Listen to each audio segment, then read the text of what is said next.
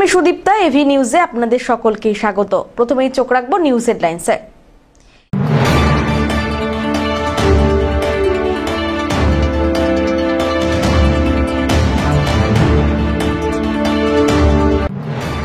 দুদিন নিখোঁজ থাকার পর জলাশয় থেকে উদ্ধার টোটো চালকের দেহ। ঘটনাকে কেন্দ্র করে চাঞ্চল্য ছড়ালো এলাকা জুড়ে।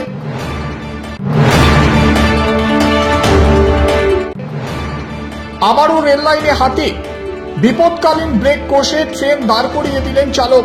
চালকের তৎপরতায় বাঁচল হাতির প্রাণ।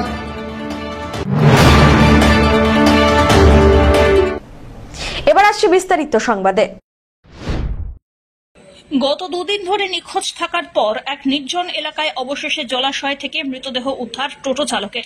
টোটো চালককে খুন করে নির্জন জায়গায় মৃতদেহ ফেলে রাখা হয়েছে বলে দাবি পরিবারের। জলপাইগুড়ি শহর জুড়ে মাদক কারবারিদের রমরমা। এই মাদক কারবারিদের টোটো ছিনতাইয়ের উদ্দেশ্যেই এই খুন বলে দাবি তৃণমূল নেতার। জলপাইগুড়ির খড়িয়া গ্রাম পঞ্চায়েতের নামাজিপাড়ায় ঘটে চাঞ্চল্যকর ঘটনা। জলপাইগুড়ি পলিটেকনিক কলেজ এলাকার বাসিন্দা শীতল রায়কে গত 27 তারিখ ভোর 3টের সময় শেষবারের মতো দেখা যায়। এরপরে আর শীতল রায়ের খোঁজ না পেয়ে পরিবারের পক্ষ থেকে থানায় নিখোঁজ অভিযোগ দায়ের করা হয়েছিল। অবশেষে এদিন খড়িয়া গ্রাম পঞ্চায়েতের নামাজিপাড়া এলাকায় রেল লাইনের ধারে এক জলাশয় থেকে প্রচন্ড দুর্গন্ধ বেরোতে থাকে। স্থানীয়রা সেখানে গিয়ে দেখতে পান এক মৃতদেহ পড়ে আছে। খবর দেওয়া হয় পুলিশকে। পুলিশ গিয়ে দেহ উদ্ধার করে। সঙ্গে সঙ্গে খবর দেওয়া হয় নিখোঁজ শীতল রায়ের পরিবারকে। পরিবারের সদস্যরা ঘটনাস্থলে গিয়ে মৃতদেহ শনাক্ত করেন। তবে শীতলের টোটো রিকশার কোনো খোঁজ এখনো মেলেনি। এরপরে পরিবারের অভিযোগ, শীতলের টোটো ছিনতাই করার জন্যই তাকে খুন করা হয়েছে। পুলিশের কাছে পরিবারের পক্ষ থেকে সঠিক তদন্তের দাবি জানানো হয়। পাশাপাশি দোষীদের কঠোর শাস্তিরও দাবি করা হয়েছে। পাশাপাশি তৃণমূল শ্রমিক সংগঠনের টাউন ব্লক সভাপতি পূর্ণব্রত মিত্র দাবি করেন, জলপাইগুড়ি শহর জুড়েই মাদক কারবারিদের রমরমা। এই টোটো চালককে খুন করা হয়েছে, আর খুনের পিছনে মাদক কারবারিদের হাত থাকতে পারে বলে দাবি করেছেন তিনি। পাশাপাশি পুলিশ সঠিক তদন্ত করলে আসল ঘটনা সামনে আসবে বলে জানান। আমার ভাই হয়, শীতল রায়। হ্যাঁ, ও টোটো চালাতো। 27 তারিখ ভোর 3টা থেকে। ভোর 3টা কোথায় গিয়ে? টোটো বাড়ির থেকে বের হয়ে গোসলামোড়ে আসছে। গোসলামোড় থেকে ভাড়া মারছে। ভাড়া মারে সারাদিনে ভাড়া মারছে। আমরা বিকাল 5টার থেকে শুরু করছি ওকে খোঁজার জন্য, মানে মোবাইলে খবরাখবর নেওয়া। তখন দেখি আমরা বাড়ির থেকে খবরাখবরে হয় যে মোবাইল সুইচ অফ। তারপরে জানা যায়, আত্মীয় স্বজনের মধ্যে জানা হয়, সবাইকে জানাই দেওয়া হয় যে এরকম ভাইয়ের মতো মোবাইলে পাওয়া যাচ্ছে না, তোমাদের বাড়িতে কোনো খবর টবর আছে নাকি। এইভাবে সারা রাত চলে গেছে। রাত্রি 12টার দিকে আমরা 11টার দিকে থানায় আসছিলাম এফআইআর করতে। এরা বলছে যে 24 ঘন্টা না হলে আমরা এফআইআর হবে না। তারপরের দিন 28 তারিখে আমরা এফআইআর করছি। গতকালকে যে গেছে 28 তারিখ এফআইআর করছি। এফআইআর করার পরে দেখতেছি আমরা প্রশাসন। কি অবস্থায় পেলেন ভাই? আজকে তো জলের মধ্যে যা দেখলাম, ডবার মধ্যে বডি অবস্থায় পাইলাম। মানে মারা গেছে? হ্যাঁ, এটা তো মার্ডার মনে হচ্ছে। টোটোটা কি পেলে? টোটোটা পেয়ে নেই, আর মোবাইলও পেয়ে নেই। গায়ে কি কোনো আঘাত আছে? এখন তো দেখা যাচ্ছে তো কোনো আঘাত দেখাতেও তো যাচ্ছে। পোস্টমর্টম করলে প্রশাসনের দিকে মনে কর বুঝবে। দেখুন, এটা তো কোনোভাবেই কাম্য ছিল না যে পরিবারের উপার্জন করার জন্য বেরিয়ে টোটো সমেত মানুষটা প্রায় 48 ঘন্টা ধরে পাওয়া যাচ্ছে না। তার পরবর্তীতে এটার কচুরিপানা কোরানিপাড়ার একটা ক্যানেলের পাশে পাওয়া গেল তার একটা মৃতদেহ। তো যেটা দেখে বোঝা যাচ্ছে টোটোটা তো নেই, ব্রাউন সুগারই এর মধ্যে পুরোপুরিভাবে জড়িত। তার কারণটা হচ্ছে, যদি যাত্রী নিয়ে এসছে তো কোনো যাত্রী, সাধারণ যাত্রী, সে তো তার গন্তব্যস্থলে পৌঁছে যাওয়ার পর সে টোটো চালককে টোটো সমেত ছেড়ে দেবে। তো এখানে টোটো চালকও মিসিং ছিল এবং টোটোটাও মিসিং, এবং আজকে কচুরিপানার মধ্যে তার বডি পাওয়া গেল। কারণ শহর এবং শহরতলিতে প্রচন্ড পরিমাণে ড্রাগসের একটা বাড়ন্ত দেখা যাচ্ছে। ইয়ং জেনারেশন একদম শেষ। তো পুলিশ প্রশাসনের কাছে আপনাদের মাধ্যমে আমার করজোড়ে আবেদন রাখছি যে তদন্ত তো অবশ্যই হবে, সত্যি ঘটনা সামনে আসবে। যদি এটা ড্রাগসেরই বিষয় থেকে থাকে, নেশার কারণেই টোটো চালককে মেরে ফেলে টোটোটা নিয়ে নেওয়া হয়েছে, পুলিশ প্রশাসন কঠোরতম ব্যবস্থা নেবে এবং এই বিষয়গুলো যাতে খুব কঠোরভাবে দৃষ্টিপাত করে, যাতে পরবর্তীতে কোনো পরিবারের সন্তান এরকম না চলে যায়। এবং পাশাপাশি জনসাধারণদের উদ্দেশ্যেও আমার একটা অনুরোধ রাখছি আপনাদের মাধ্যমে, জনসাধারণকেও কিন্তু সজাগ হতে হবে, পুলিশ প্রশাসনকে জানাতে হবে, নাহলে পুলিশ প্রশাসনের মানে পক্ষে সম্ভব নয় এই ক্যানেল রাত্রিবেলায়, এই ক্যানেলে কোনো কারণে, আমি সিকোয়েন্সের উপর বলছি, যেখানে ডোবাটা পাওয়া গেছে এখানে বিস্তীর্ণ এলাকায় লোকজন বলে কেউ নেই, কারা আসছে তাদের মুভমেন্টগুলো যদি প্রশাসনকে সঠিক সময় জানায় তাহলে আমার মনে হয় প্রশাসনও কাজটা ভালো মতো করতে পারবে।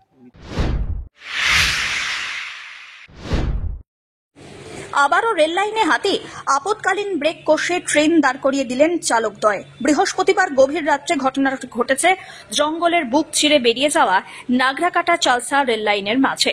জানা গিয়েছে, বৃহস্পতিবার গভীর রাত্রে জঙ্গলের বুক চিরে বেরিয়ে যাওয়া রেল লাইনের ওপর দিয়ে যাচ্ছিল ডাউন কবিগুরু এক্সপ্রেস। সেই সময় এক শাবক রেল লাইনের ওপর দিয়ে হেলতে দুলতে চলাফেরা করে। পাশেই ছিল আরও একটি বন্য হাতি। তা দেখে দুর্ঘটনা আটকাতে কবিগুরু এক্সপ্রেসের চালক পি কুমার এবং সহকারী চালক কে মণ্ডল আপৎকালীন ব্রেক কষে ট্রেন দাঁড় করিয়ে দেন। নাগরাকাটা চালসা রেল লাইনে 69/0 কিলোমিটার এলাকায় ট্রেনটি দাঁড়িয়ে পড়ে। জঙ্গলের মাঝে প্রায় 23 মিনিট ট্রেনটি দাঁড়িয়ে থাকে। এরপরে হাতি দুটি রেল লাইন থেকে জঙ্গলের ভিতরে ঢুকে যেতে নির্দিষ্ট গন্তব্যের দিকে এগিয়ে যায় কবিগুরু এক্সপ্রেস। এদিকে এই নিয়ে গত কয়েক মাসে বেশ কয়েকবার জঙ্গলের বুক চিরে বেরিয়ে যাওয়া রেল লাইনের ওপরে চলে আসে হাতি। আর অন্যান্য বারের মতো এবারেও কোনো দুর্ঘটনা না ঘটায় অত্যন্ত খুশি পরিবেশ প্রেমীরা। ধীমান রায়ের রিপোর্ট।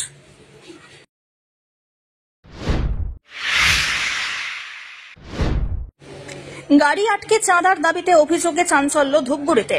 লিখিত অভিযোগ ধূপগুড়ি ব্লকের পারকুমলাই দুর্গোৎসব কমিটির নামে। জানা গিয়েছে, 27 অগস্ট রাত্রি প্রায় 1টার সময় শিলিগুড়িমুখী একটি মুরগি বোঝাই পিকআপ ভ্যানকে কয়েকজন যুবক প্রথমে পারকুমলাই এলাকায় আটকানোর চেষ্টা করে। গাড়ির চালক সে সময় পাশ কাটিয়ে যান। অভিযোগ, এরপরে মোটর বাইক নিয়ে তাড়া করে আলতাগ্রাম স্টেশনের কাছে গাড়িটিকে দাঁড় করিয়ে চালক এবং খালাসিকে মারধর করা হয়। পুজোর চাঁদা বাবদ 55,000 টাকা দাবি করা হয়। শেষমেশ মোবাইল অ্যাপের মাধ্যমে 1,500 টাকা নেওয়ার পর গাড়ি ছাড়া হয়। টাকা শ্যামল রায় নামে এক ব্যক্তির ফোন নম্বরে পাঠানো হয়। পরে সেই নম্বরের মাধ্যমে পুজো কমিটির হোয়াটসঅ্যাপ গ্রুপে গাড়ির ছবি শেয়ার করা হয়। এদিকে গাড়ির মালিক রবি পাল কি বললেন শুনুন। কালকে গত 27 তারিখ আমার গাড়ি ব্রয়লার মুরগি আনতে যায়, ব্রয়লার মুরগি মারতে যায়। সেই জায়গাটার নাম হচ্ছে ঝাড় মাগুরবাড়ি বাবুপাড়া কালীঘাট এলাকায়। সেখান থেকে মুরগি নিয়ে শিলিগুড়ি যাবে গাড়িটা। এরকম সময় গাড়ি ফেরার পথে পারকুমলাই বলে একটা জায়গা আছে, সেখানকার এক দুর্গা উৎসব কমিটি আছে, তারা আমার ড্রাইভারদেরকে রাত্রি 1টার সময় হাত দেয় দাঁড়ানোর জন্য। সেই সময় গাড়ি দাঁড়া করে ড্রাইভাররা আসতে থাকে, দাঁড়া করায়নি।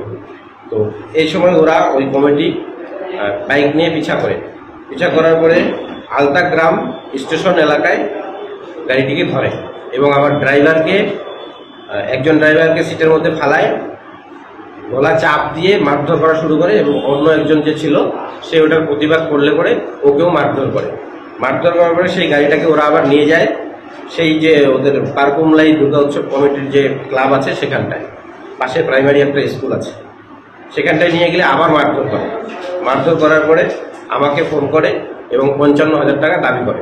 আমি বলি 55,000 টাকা দাবি?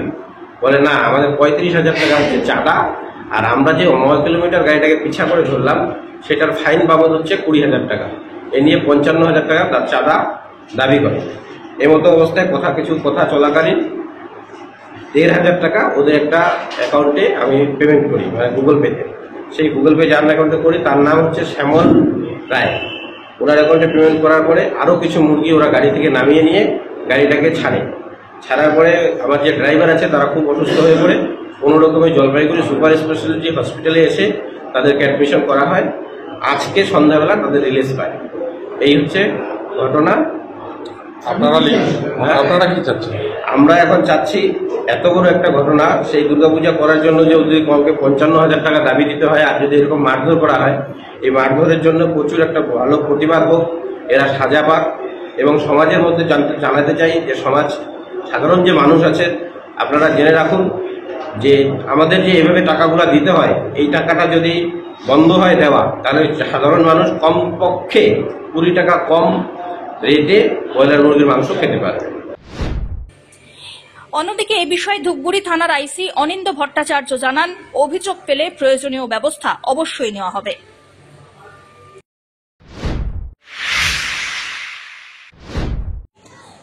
কোচবিহার কলকাতা দীঘাগামী উত্তরবঙ্গ রাষ্ট্রীয় পরিবহনের ভলভো বাস এবং একটি বেসরকারি বাসের সংঘর্ষে আহত 6 জন।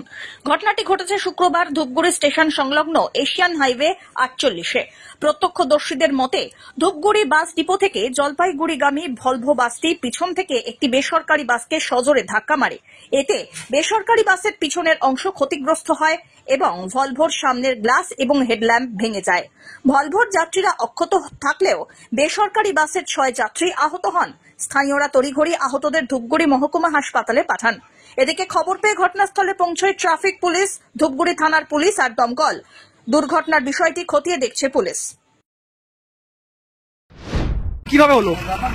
এই বাসটা আছে না, হ্যাঁ, এই বাসটা আগে পরে ছিল, ওই বাসটা আগে প্যাসেঞ্জার ধরার জন্য একে ওভারটেক করে লাগিয়ে এই সামনে চলে যায়। আচ্ছা, এটা যাত্রী আহত হয়ে যায়, হাসপাতালে নেওয়া হয়ে যায়। আচ্ছা, মানে কোন বাসের দোষ মনে করছেন, সরকারি বাস নাকি বেসরকারি? সরকারি বাসটা।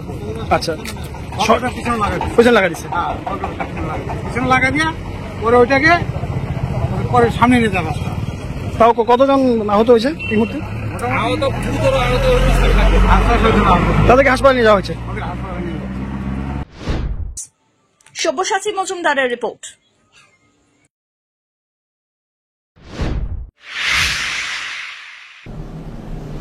নিয়ে নিচ্ছে ছোট্ট একটি বিরতি, ফিরে আসছি বিরতির পর, সঙ্গে থাকুন।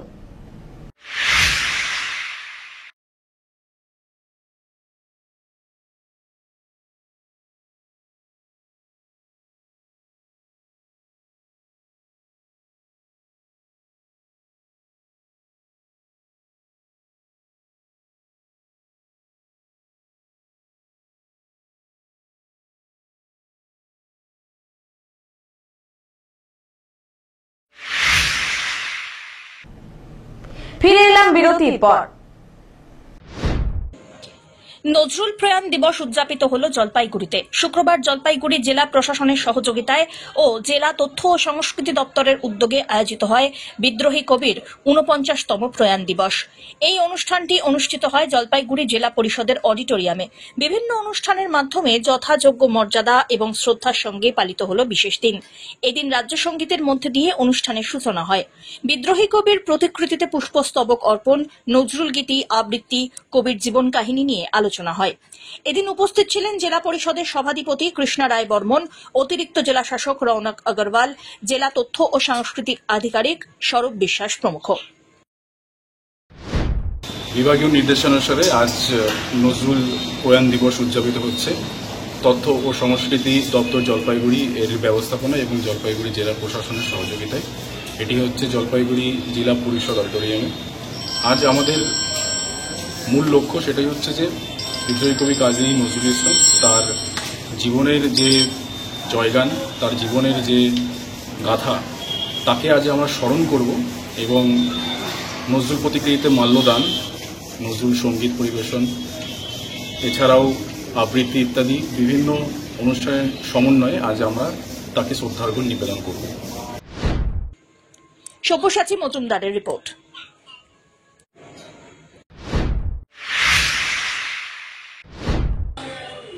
চা বাগানের শ্রমিক মহল্লায় এক শ্রমিকের বাড়িতে থাকা কুয়োর মধ্যে পড়ে গেল পূর্ণবয়স্ক চিতাবাঘ। মাটিয়ালি ব্লকের ইন্দং চা বাগানের টুন্ডু লাইন এলাকায় ঘটে এই ঘটনা। আর এই ঘটনায় সমগ্র এলাকায় ব্যাপক চাঞ্চল্য ছড়িয়েছে। টুন্ডু লাইন এলাকার শ্রমিক সুখনাথ গোয়ালার বাড়িতে থাকা কুয়োর মধ্যে ওই চিতাবাঘটি পড়ে যায়। প্রথমে বাড়ির লোকজন কুয়োর মধ্যে বাঘটিকে ছোটাছুটি করতে দেখে। খবর চাউর হতেই বহু মানুষের ভিড় জমে এলাকায়। খবর পেয়ে এলাকায় পৌঁছন খুনিয়া স্কোয়াডের বনকর্মী সহ মেটেলি থানার পুলিশ। এরপর বন দপ্তরের তরফ থেকে কুয়ো থেকে চিতাবাঘ উদ্ধারের চেষ্টা চালানো হয়। Ashok line Indian tea garden Ashok লাইনে একটা লেপার্ড কাফি বড় আছে, একটা মুরগির উপরে কুয়া উপরে একটা বাসের মধ্যে থাকতো। আর ওইটাকে খাওয়ার জন্য আমি শুনলাম আর কি, ওটাকে খাওয়ার জন্য একবার লাফাইছে, সাইডে একটা কুয়া ছিল, কুয়া ভিতরে ঢুকে গেছে। জলপাইগুড়িতে সিডব্লিউসি চেয়ারম্যানের মন্তব্যের প্রতিবাদে বিক্ষোভ মিছিল হয়ে গেল। আইনজীবী রঞ্জিত বর্মনকে উদ্দেশ্য করে সিডব্লিউসি চেয়ারম্যানের অশালীন মন্তব্যের প্রতিবাদে শুক্রবার এক বিক্ষোভ মিছিল অনুষ্ঠিত হয় শহরে। সামাজিক ন্যায় ও স্বাধিকার মঞ্চের আহ্বানে আয়োজিত এই মিছিলে শহরের বিভিন্ন সম্প্রদায়ের মানুষ এবং একাধিক সংগঠন যোগ দেয়। মিছিলটি শহরের বিভিন্ন পথ পরিক্রমা করে সমাজপাড়ায় পৌঁছয়। সেখানে আয়োজিত প্রতিবাদ সভায় বক্তারা অভিযোগ করেন, সিডব্লিউসির মতন শিশুদের সুরক্ষা সংক্রান্ত গুরুত্বপূর্ণ দায়িত্বে থাকা একজন পদাধিকারীর মুখে এই ধরনের অশালীন মন্তব্য অত্যন্ত দায়িত্বজ্ঞানহীন এবং নিন্দনীয়। তারা আরও জানিয়েছেন, একজন আইনজীবীকে নিয়ে এইভাবে প্রকাশ্যে অশালীন মন্তব্যের মাধ্যমে আইনের মর্যাদা এবং সমাজের নৈতিকতাকে অপমান করা হয়েছে। আজকের যে বিক্ষোভ মিছিল তার কারণ জলপাইগুড়ির আইনজীবী রঞ্জিত বর্মন রাজবংশী হওয়ার অপরাধে জলপাইগুড়ি সিডব্লিউসির চেয়ারম্যান মুন্না মুখোপাধ্যায় যে জাতি বিদ্বেষপূর্ণ উক্তি করেছেন তার প্রতিবাদ। রাজবংশী জনগোষ্ঠী কটূক্তি করার পরিপ্রেক্ষিতে মানে জলপাইগুড়ি পিছিয়ে বর্গের 85% মানুষ এক হয়ে তার প্রতিবাদ করছে। সেই বহু ক্ষমতা প্রদর্শন করার ক্ষেত্রে মান্নাবাবু জানেনই না যে তার পিতামাতা পদার্পণের পূর্বে 1909 সালে মনীষী পঞ্চানন বর্মা সহ 1 ডজনের বেশি আইনজীবী রাজবংশী জনগোষ্ঠীর ছিল। শুধু রাজবংশী নয়, মুসলিম এবং নমশূদ্র প্রত্যেক সম্প্রদায়েরই আইনজীবীরা এখানে ছিলেন। কিন্তু মান্নাবাবু নিজের জাতটামি মানে তিনি যেহেতু পুরোহিততন্ত্রে বিশ্বাসী, তিনি নিজেকে জাতিশ্রেষ্ঠ বলে মনে করেন। সেই পরিপ্রেক্ষিতেই তিনি বর্মন সাহেবকে এইভাবে অপমান করার চেষ্টা করেছেন যে বর্মনরা আবার কি করে আইনজীবী হয়। সব্যসাচী মজুমদারের রিপোর্ট।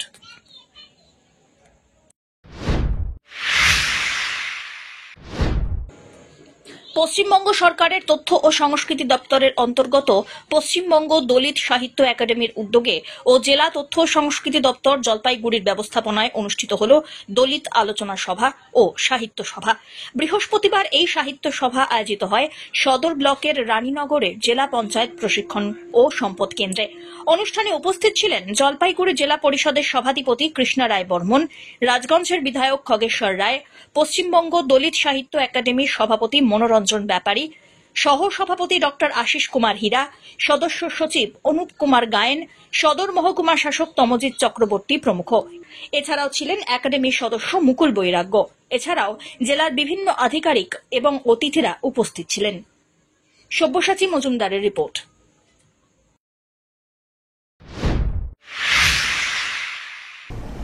শেষ করবার আগে নিউজ হেডলাইন্স আরো একবার।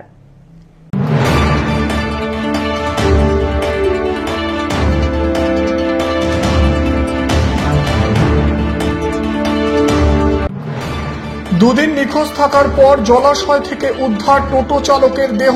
ঘটনাকে কেন্দ্র করে চাঞ্চল্য ছড়ালো এলাকা জুড়ে।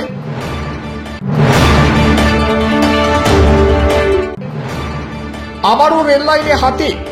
বিপদকালীন ব্রেক কষে ট্রেন দাঁড় করিয়ে দিলেন চালক। চালকের তৎপরতায় বাঁচল হাতির প্রাণ।